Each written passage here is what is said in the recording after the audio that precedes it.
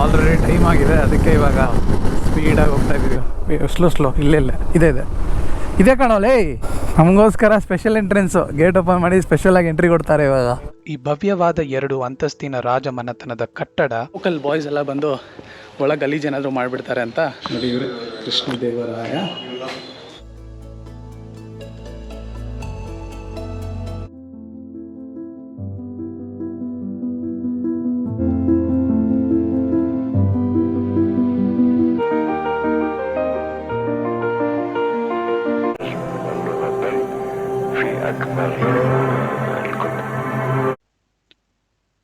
ನಮಸ್ಕಾರ ದೋಸ್ತರ. ಹಿಂದಿನ ವ್ಲಾಗಲ್ಲಿ ನಾವು ಪೆನುಕೊಂಡ ಫೋರ್ಟ್ ಎಕ್ಸ್ಪ್ಲೋರ್ ಮಾಡಿದ್ವಿ. ನಿಮಗೆಲ್ಲ ಆ ವ್ಲಾಗ್ ಇಷ್ಟ ಆಯಿತು ಅಂತ ಅಂದ್ಕೊಂಡಿದ್ದೀನಿ. ನೀವೇನಾದರೂ ಆ ವ್ಲಾಗ್ ಇನ್ನೂ ನೋಡಿಲ್ಲ ಅಂದರೆ ಕೆಳಗೆ ಡಿಸ್ಕ್ರಿಪ್ಷನಲ್ಲಿ ಲಿಂಕ್ ಕೊಟ್ಟಿರ್ತೀನಿ. ಮತ್ತು ಈ ವಿಡಿಯೋದಲ್ಲಿ ಐ ಬಟನ್ ಮೇಲೆ ಕ್ಲಿಕ್ ಮಾಡಿದರೆ ನಿಮಗೆ ಆ ವಿಡಿಯೋ ಸಿಗುತ್ತೆ. ಆ ವ್ಲಾಗನ್ನು ಖಂಡಿತ ಮಿಸ್ ಮಾಡದೆ ನೋಡಿ, ಯಾಕಂದರೆ ಪೆನುಕೊಂಡದಲ್ಲಿರೋ ಮೇನ್ ಇಂಪಾರ್ಟೆಂಟ್ ಪ್ಲೇಸೇ ಅದು. ಆ ಪ್ಲೇಸ್ ನೋಡಾದ್ಮೇಲೆ ನಾವು ಮತ್ತೆ ಸತೀಶ್ ಅವ್ರ ಮನೆಗೆ ಬಂದ್ವಿ. ಈಗ ರೆಸ್ಟ್ ಮಾಡಿ ಎದ್ದು ಮತ್ತೆ ಹೋಗ್ತಾ ಇದ್ದೀವಿ ಎಕ್ಸ್ಪ್ಲೋರ್ ಮಾಡೋಕ್ಕೆ. ನಾವು ಇವಾಗ ಹೋಗ್ತಿರೋ ಜಾಗದ ಹೆಸರು ಗಗನ್ ಮಹಲ್ ಅಂತ. ಇದನ್ನು ಇಂಗ್ಲೀಷಲ್ಲಿ ಗಗನ್ ಪ್ಯಾಲೇಸ್ ಅಂತಾನೂ ಕರೀತಾರೆ. ಸೊ ಹೋಗಿ ನೋಡೋಣ ಈ ಪ್ಲೇಸ್ ಹೇಗಿದೆ ಅಂತ.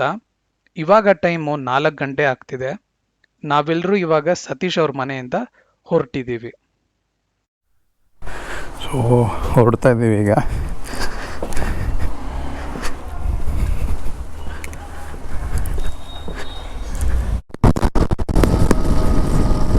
ಆಲ್ರೆಡಿ ಟೈಮ್ ಆಗಿದೆ, ಅದಕ್ಕೆ ಇವಾಗ ಸ್ಪೀಡಾಗಿ ಹೋಗ್ತಾ ಇದ್ದೀವಿ ಈಗ. ಸತೀಶ್ ಕಾಣಿಸ್ತಾನೆ ಇಲ್ಲ, ಮುಂದೆ ಹೋಗ್ಬಿಟ್ಟಿದ್ದಾರೆ. ಪೆನುಕೊಂಡ ಫೋರ್ಟ್ ಹೆಬ್ಬಾಗಿಲು ಹೆಂಗೆ ಎಷ್ಟು ದೊಡ್ಡದಾಗಿದೆ ನೋಡಿ. ಫುಲ್ ಪಾಲಿಟಿಕ್ಸ್ ಇಲ್ಲಿ ಕೂಡ. ವೆಲ್ಕಮಿಂಗ್ ಅಲ್ಲಿ ನೋಡಿದ್ರ AP ಮಿನಿಸ್ಟರ್ ಅಂತೆ.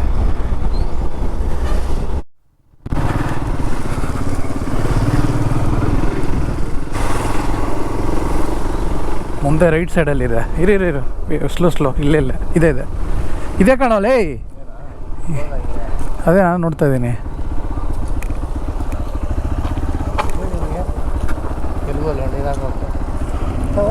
ಓಪನ್ ಸೇರಿದ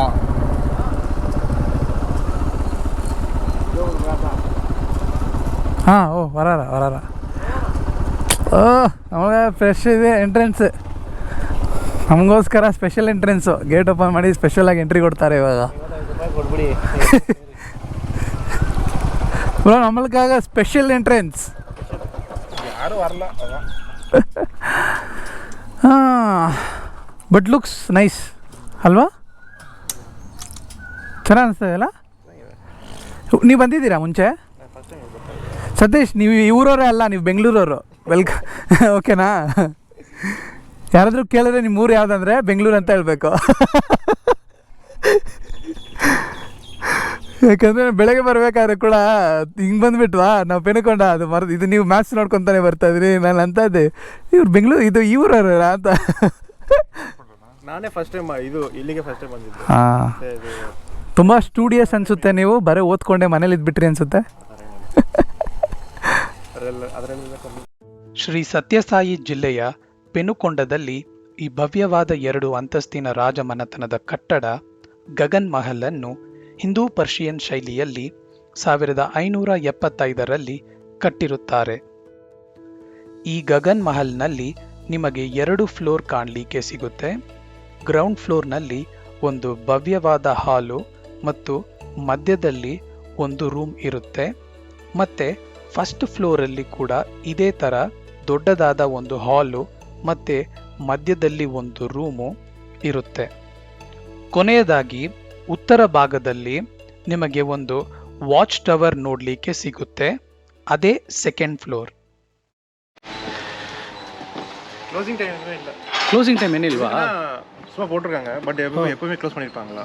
லோக்கல் பசங்க வந்து இது பண்ணிட்டு உள்ள வந்து ಗಲೀಜ್ ಮಾಡಿಬಿಟ್ಟು ಅದಕ್ಕೆ ಕ್ಲೋಸ್ ಮಾಡ್ತಾರೆ. ಯಾರಾದ್ರೂ ಬಂದರೆ ಇಲ್ಲೇ ಇರ್ತಾರೆ ಮನೆ. ಸರಿ, ಓಕೆ. ನಂಬರ್ ಇದೆ ಅಲ್ಲಿ, ನಂಬರ್ ಹಾಕಿದಾರಾ? ನಂಬರ್ ಹಾಕಿದ್ದಾರೆ.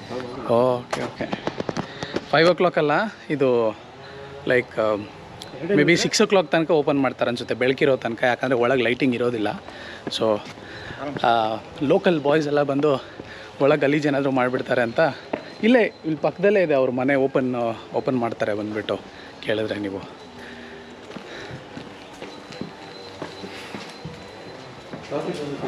ಕೃಷ್ಣದೇವರಾಯ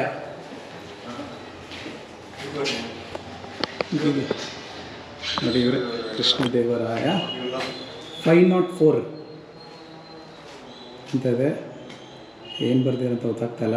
27/8/2014 ಏನಿದು, ಲೈಕ್ ರೆನೋವೇಟ್ ಮಾಡಿರೋ ಡೇಟಾ 2014 ಫಸ್ಟ್. ಇದು ಮೇಲೆ ಟೆರೆಸ್ಗಾ?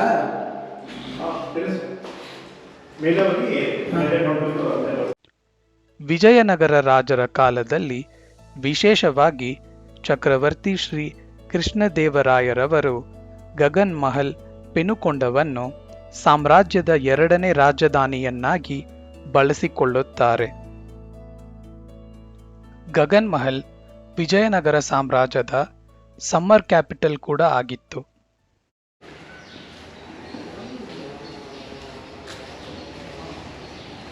ಇಲ್ಲ ಮಣ್ಣಿಂದ ಕಟ್ಟಿದ್ದಾರೆ.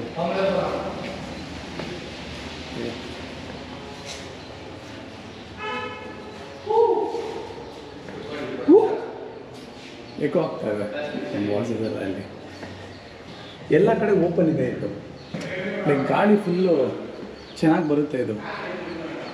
ಇದು ಬ್ಯಾಕ್ ಸೈಡು, ಅಲ್ಲಿ ರೆಸ್ಟ್ ರೂಮ್ ಇದೆ. ಅಲ್ಲಿ ಟೂರಿಸ್ಟ್ ಕಮ್ಮಿ ಆಗಿದ್ದಾರೆ ಅಂತ ಅನಿಸುತ್ತೆ. ಇಲ್ಲಿ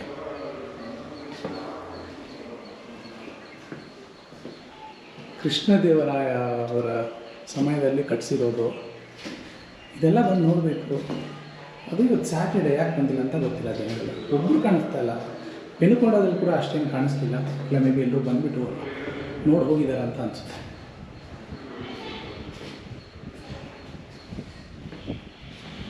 ಗಾಳಿ ಎಷ್ಟು ಚೆನ್ನಾಗಿ ಬರ್ತಾ ಇದೆ. ಸೊ ಈ ಎಲ್ಲ ಕಡೆ ಈ ಓಪನಿಂಗ್ಸ್ ಇದೆ ಅಲ್ಲ, ಇಲ್ಲಿ ನೋಡಿ ಎಲ್ಲ ಕಡೆ ಈ ಓಪನಿಂಗ್ಸ್ ಇದೆ. ಸೊ ಅದರಿಂದ ಗಾಳಿ ಬರುತ್ತೆ ಇದು ಒಳಗೆ ಚೆನ್ನಾಗಿ.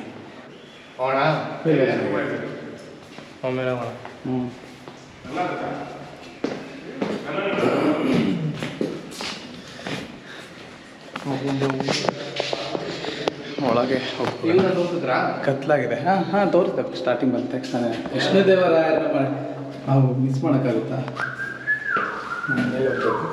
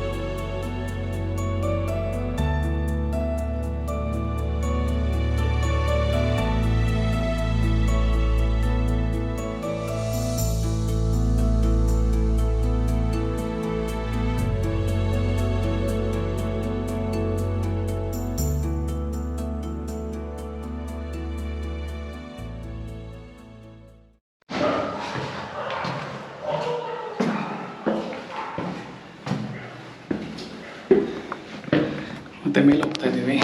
2nd ಫ್ಲೋರ್ ಇದೆ last.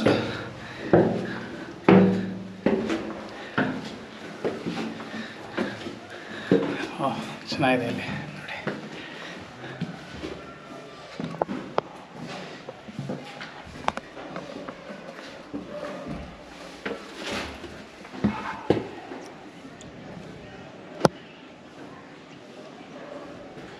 Security security watch tower. ಇಲ್ಲೇ ಕಾಲಕಾರರು ನಿಂತ್ಕೊಂಡು ನೋಡೋದು ಕೊಟ್ಟು ಇಲ್ಲಿ ಹವಾಮಾನ ಯಾರಾದರೂ ಬರ್ತಾರ ಇಲ್ಲಿ ಅದಕ್ಕೆ ಕ್ಲಾಪ್ ಮಾಡಿದವರು. ಹಾಂ ಗಗನ್ ಸಂಧ್ಯಾ ಯಾವಾಗಿನೂ ಬಿಡಲ್ಲ. ಗಗನ್ ಸಂಧ್ಯಾ ಅಂತ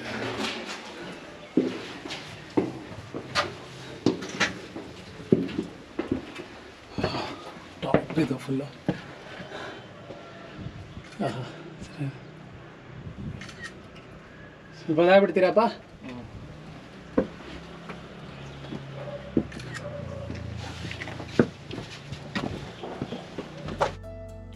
ಸೊ ಈ ಒಂದು ವಾಚ್ ಟವರ್ ಏನಿದೆ ಅಲ್ಲ, ಇದೇ ಸೆಕೆಂಡ್ ಫ್ಲೋರ್.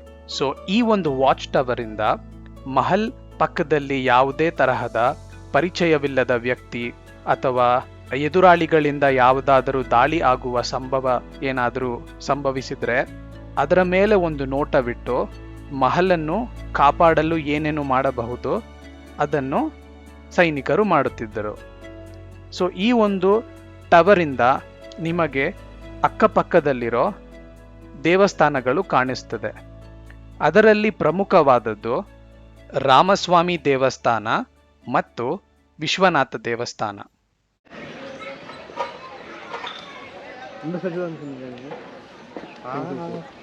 ಹಾಂ ಕರೆಕ್ಟ್.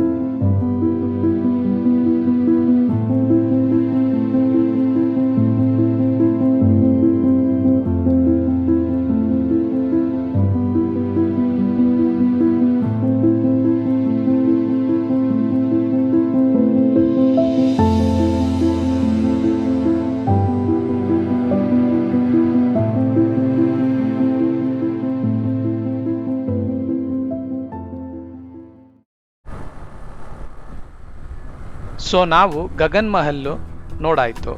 ಇದಾದ್ಮೇಲೆ ನಾವು ಹೊರಟಿರೋದು ಇನ್ನೊಂದು ಜಾಗದ ಕಡೆಗೆ. ಆ ಜಾಗದ ಹೆಸರು ಕುಂಭಕರ್ಣ ಉದ್ಯಾನವನ. ಹೌದು, ನಾನು ಮಾತಾಡ್ತಾ ಇರೋದು ರಾಮಾಯಣದಲ್ಲಿ ಇರುವ ಕುಂಭಕರ್ಣ, ಅಂದರೆ ರಾವಣನ ತಮ್ಮ. ಗಗನ್ ಮಹಲಿಂದ ಈ ಜಾಗ ಸುಮಾರು 6.5 ಕಿಲೋಮೀಟರ್ ಆಗುತ್ತೆ. ಮತ್ತು ಈ ಪ್ರತಿಮೆ ಬಗ್ಗೆ ಹೇಳಬೇಕಂದ್ರೆ, ಈ ದೈತ್ಯಾಕಾರದ ಪ್ರತಿಮೆಯ ಎತ್ತರ 32 ಅಡಿ ಮತ್ತು ಇದರ ಉದ್ದ 142 ಅಡಿ. ಈ ಪ್ರತಿಮೆಯ ಇನ್ನೊಂದು ವಿಶೇಷತೆ ಏನೆಂದರೆ, ನೀವು ಈ ಪ್ರತಿಮೆ ಒಳಗೆ ಹೋಗ್ಬೋದು. ಈ ಒಂದು ಪ್ರತಿಮೆ ಒಳಗೆ ಒಂದು ರೂಮ್ಸ್ ಮಾಡಿರ್ತಾರೆ. ಆ ರೂಮ್ಸ್ನೆಲ್ಲ ಸುತ್ತಾಕೊಂಡು ನೀವು ಎಕ್ಸಿಟ್ ಆಗ್ಬೋದು. ಇವಾಗ ನಾವು ಆಲ್ರೆಡಿ ಲೇಟ್ ಆಗಿಬಿಟ್ಟಿದ್ದೀವಿ ಪ್ಲೇಸ್ ತಲುಪಕ್ಕೆ. ನನಗೆ ಗೊತ್ತಿಲ್ಲ ಅಲ್ಲಿ ಹೋದ್ಮೇಲೆ ನಮಗೆ ಎಂಟ್ರಿ ಸಿಗುತ್ತಾ ಇಲ್ವಾ ಅಥವಾ ಕ್ಲೋಸ್ ಆಗಿರುತ್ತಾ. ಆದಷ್ಟು ಬೇಗ ಹೋಗಕ್ಕೆ ಟ್ರೈ ಮಾಡ್ತೀವಿ. ಸಪೋಸ್ ಏನಾದರೂ ಕ್ಲೋಸ್ ಆಗಿದ್ರೆ ಅಟ್ಲೀಸ್ಟ್ ಡ್ರೋನ್ ಶಾಟ್ ಆದರೂ ತೊಗೊಳಕ್ಕೆ ಟ್ರೈ ಮಾಡ್ತೀನಿ. ಸೊ ಹೋಗಿ ನೋಡೋಣ ಬನ್ನಿ. ಈ ಕುಂಭಕರ್ಣ ಪ್ಲೇಸ್ ರೀಚ್ ಆಗಿದ್ದೀವಿ. ಅಲ್ಲಿ ಆ ಸ್ಟ್ಯಾಚ್ಯೂ ಇದೆ, ಓಕೆನಾ. ಇಲ್ಲಿ ರೆಸ್ಟೋರೆಂಟ್ ಇದೆ, ಅಲ್ಲಿ ಸ್ಟ್ಯಾಚ್ಯೂ ಇದೆ. ಸೊ ಆ ಡ್ರೋನ್ ಸ್ಟ್ಯಾಚ್ಯೂ ತೆಗೊಳ್ಳೋಣ ಅಂತ ಅಂದ್ಕೊಂಡಿದ್ದೀವಿ ಈಗ. ಬೇಗ ನೈಟ್ ಆಗುತ್ತೆ, 5 ನಿಮಿಷದಲ್ಲಿ ನೈಟ್ ಆಗುತ್ತೆ ಇವಾಗ.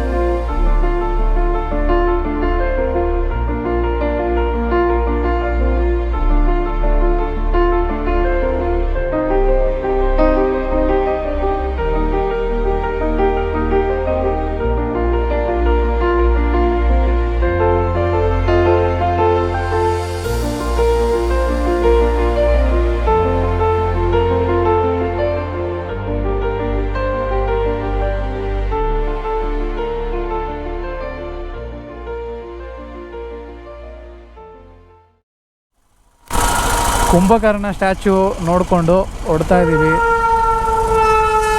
ಇಲ್ಲಿ ರೈಲ್ವೆ ಗೇಟ್ ಹಾಕಿದ್ದಾರೆ.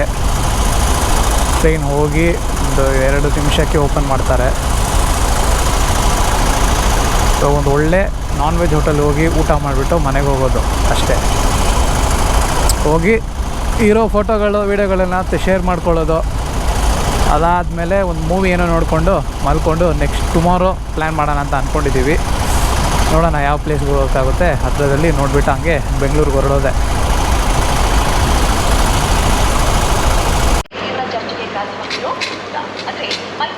ತಂದೂರಿ ತಿಂತಾ ಇದ್ದೀವಿ, ಚೆನ್ನಾಗಿದೆ. ತಂದೂರಿ ಆಗಿದೆ ಅಮ್ಮ ಸುಡುದು ತಂದೂರಿ, ಇದು ಚಿಕನ್ ಫ್ರೈಡ್ ರೈಸು, ಅದು ಚಿಕನ್ ದಮ್ ಬಿರಿಯಾನಿ. ಚೆನ್ನಾಗಿದೆಲ್ಲ ಸರ್? ಹೌದು ಅದಿ good good good good good.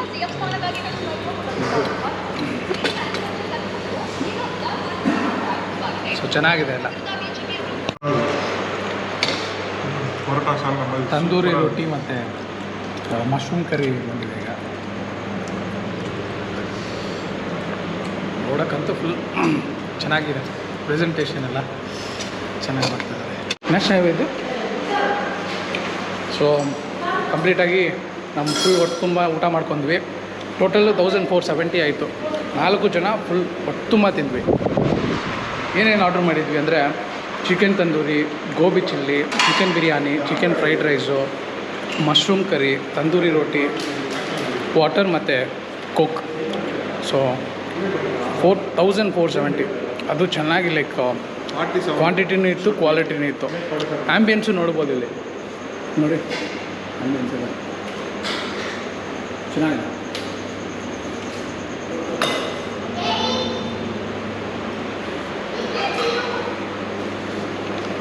ಒಳಗೆ ಒಳ್ಳೆ ಚೆನ್ನಾಗಿರೋ ರೆಸ್ಟ್ ರೂಮ್ಸು ಇದೆ. ಸೊ ವಾಶ್ರೂಮ್ಸ್ ಎಲ್ಲ ಚೆನ್ನಾಗಿದೆ. ನೀವೇನಾದರೂ ಅನಂತಪುರ್ಗೆ ಹೋಗ್ತಾಯಿದ್ರೆ ಸೊ ಇಲ್ಲಿ ನ್ಯಾಷನಲ್ ಹೈವೇ 43 ನ್ಯಾಷನಲ್ ಹೈವೇ 43 ಇರೋದು ಇದು ಎರಿಕಾಸ್ ಕಿಚನ್ ಅಂತ ಹೇಳ್ಬಿಟ್ಟು. ಎರಿಕಾಸ್ ಕಿಚನ್ ಡೆಫಿನೆಟ್ಲಿ ವಿಸಿಟ್ ಮಾಡಬೇಕು, ಒಳ್ಳೆ ಪ್ಲೇಸು. ಇವನ ಹೆಸರು ಡೂಬಿ ಅಂತ. ನೋಡಿ, ಸತೀಶ್ ಮನೆಯಲ್ಲಿ ಚಿಕ್ಕ ವಯಸ್ಸಿಂದ ಇವನ್ನ ಸಾಕಿರೋದು. ಇವಾಗ ಇವರೆಲ್ಲ ಬೆಂಗಳೂರಿಗೆ ಬಂದುಬಿಟ್ಟಿದ್ದಾರೆ.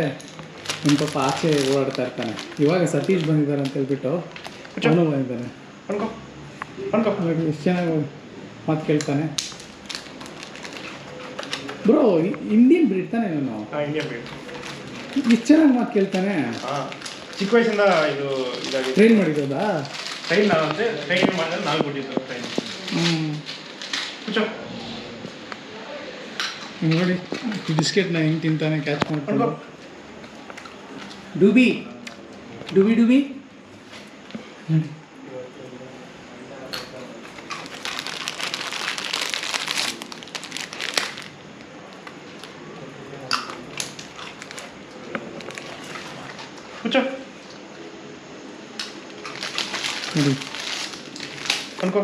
ಯಾವ ಬೇರೆ ಇದು ಮನೆ ಇದು ಬೇರೆ ಬ್ರೀಡ್ಗಳು ಕೂಡ ಎಷ್ಟು ಚೆನ್ನಾಗಿ ಮಾತು ಕೇಳೋದಿಲ್ಲ. ಇಂಡಿಯನ್ ಬ್ರೀಡ್ನ ಎಷ್ಟು ಚೆನ್ನಾಗಿ ಮಾತು ಕೇಳುತ್ತೆ ನೋಡಿ.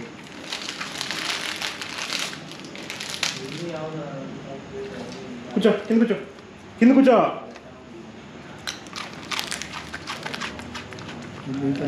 ಡೂಬಿ ಡೂಬಿ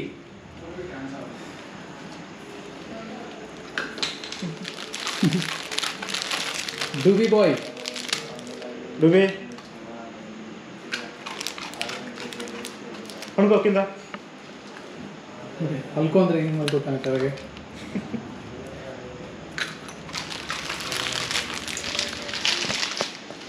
ಲಾಸ್ಟ್ ಬಿಸ್ಕೆಟ್.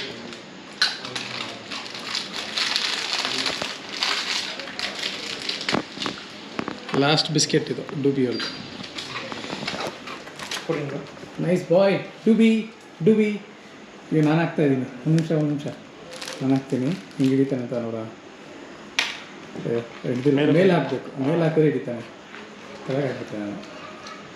Okay ಡೂಬಿ, good ಡೂಬಿ. ಕಚ್ಚಲ್ಲ ತಾನೇ ಅವನು? ಹಾಂ ಓಕೆ ಡೂಬಿ, ಓಕೆ ಡನ್ ಡನ್.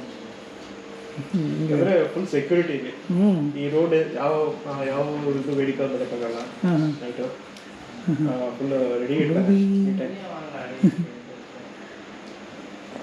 ನಿನಗೆ ಎಷ್ಟು ಒಂದು ವರ್ಷ ಆಗಿರುತ್ತಾ? 3 years ಆಗಿದೆ. 3 years ಆಗಿದೋ? 3 year ಬಾಯ್ ಡೂಬಿ, ಗುಡ್ ಬಾಯ್ ಡೂಬಿ. ಸ್ವಲ್ಪ